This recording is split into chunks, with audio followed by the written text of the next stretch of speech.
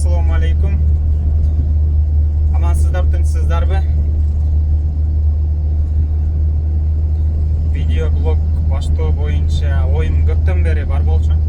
Жакынкы бир жуманын ичинде бир эки видео жүктөдүм shorts форматында. Анан башталышына жакшы эле. Бирөөсү 800-900га жакын просмотр алыптыр. Бир видеом болсо 1,5 миңге жакын просмотр алыптыр.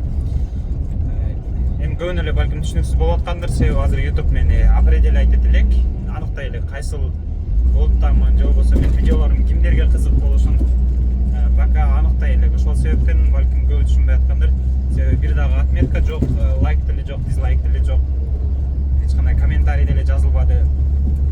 Ошентсе дагы мени түшүнүп аткандар болсо, көрүп жаткандар болсо, сиздерден суранат элем, кандай мен азыр туура жумушумда иштеп жатам, башкача айтканда башка аталышы дагы бар, топ рецепттер дагы коет го буларда. Ошо C категориясында иштеп атам.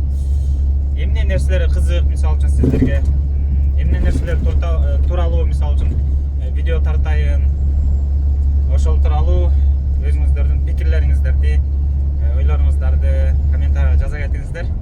Албетте.